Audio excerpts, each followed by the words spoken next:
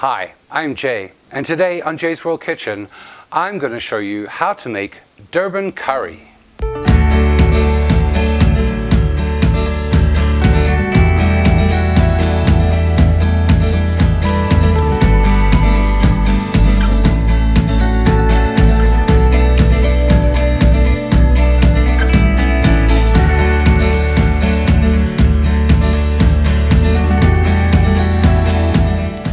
Durban is a coastal city in South Africa where I studied, and there's two things that city is known for.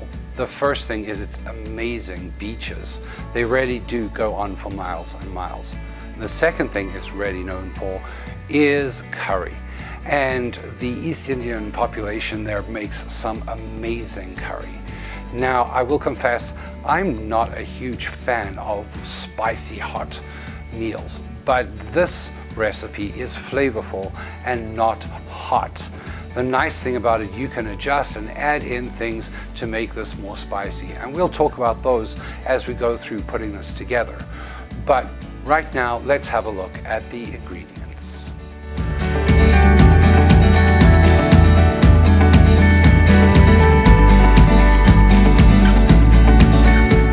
For this recipe, you're going to need 2 pounds of beef or lamb pieces if you can get lamb, 2 large cinnamon sticks, 1 teaspoon of fennel seeds, 1 bay leaf, 6 green cardamom pods, 4 cloves, a sprig of curry leaves, and if you can't find fresh, 2 pinches of dried is fine, 1 large onion finely diced, a half a teaspoon of turmeric, 2 tablespoons of crushed ginger and garlic mix, 1 tablespoon of vinegar, 2 teaspoons of sugar, 3 teaspoons of medium chili powder, 2 teaspoons of coriander and cumin powder, 1 teaspoon of Durban Masala, or if you want to, you can use Durban Masala, 2 tomatoes which are blended, 5 small to medium potatoes which are quartered, and a chopped fresh coriander. And obviously we're going to put in some salt to taste. Let's put this together.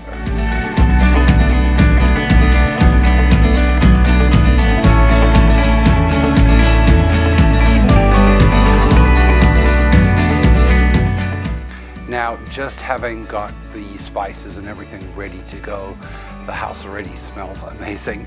So I'm really looking forward to putting this together. What you're going to do is, in a nice big saucepan, you're going to start off with some oil, and I'm just using olive oil, but you can use whatever oil you have available, and just a nice generous amount of that, and let that heat up a little.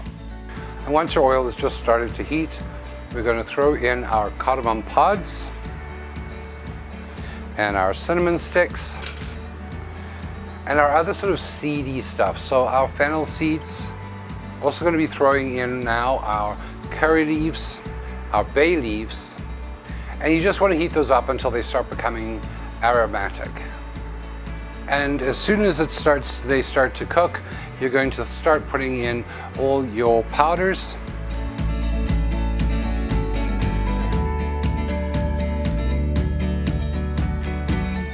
Mix those up. Remember, you want them to cook and not burn. So you might want to add in a little more oil if necessary. And now I'm going to throw in my onion, my garlic and ginger paste.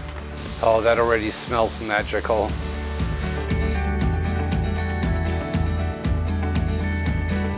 Now, I have mentioned that I don't like very spicy foods, so I haven't added anything into this dish that's going to make it a spicy hot. But there are a couple of things that you can add if you like spicy things. You could start off with 2 or more green chilies with or without the seeds, and that's quite common to do. You can also then add 1 or more teaspoons of anything from jalapeno pepper to cayenne pepper or degi mirch, and those will give you a mild or a medium heat to it. And then, of course, traditionally you can add Kashmiri powder. which will give this dish a slightly brighter red color, a strong sort of smoky note, and quite a lot of heat. So be a little cautious unless you really like things very hot. But traditionally on the streets of Durban, this dish would be very, very spicy. So definitely add those if having something very spicy is something that you enjoy. Now, one of my friends that does this quite often in the United States, he actually uses chipotle to give it spice, but you can use pretty much any kind of chili or chili powder. Fresh green chilies work really well as well. You could use jalapenos, you can use habaneros if you really want. It's all about building up the heat to the temperature that you like. But again, what I'm making here is going to be flavorful and not spicy hot. And once our onions have just started softening, we're going to throw in and brown our beef.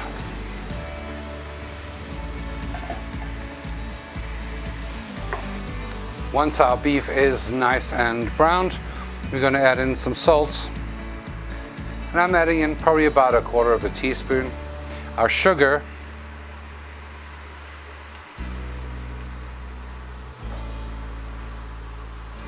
And our vinegar.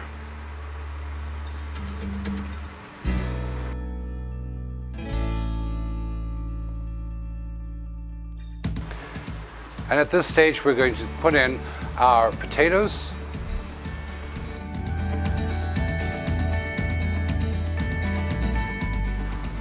And finally, we're going to add in our tomatoes.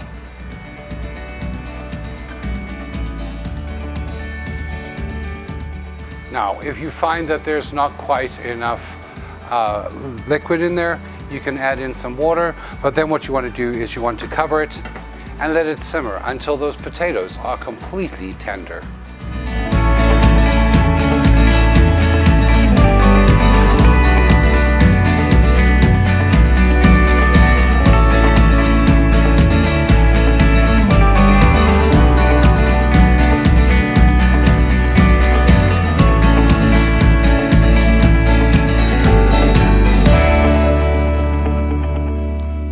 So one thing about curry is that it does really permeate the air.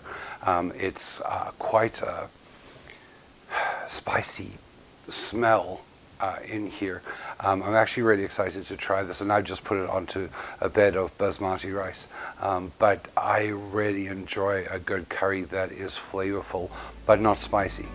So I'm going to give this one a try, just a little, but I'm really looking forward to this.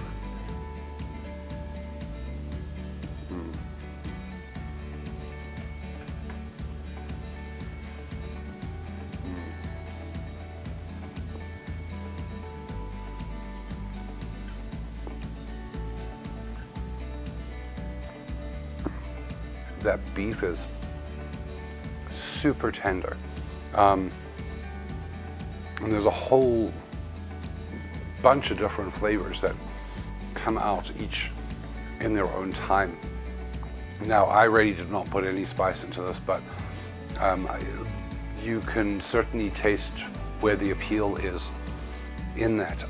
But the depth of flavor here without any of the hot spices is just quite incredible.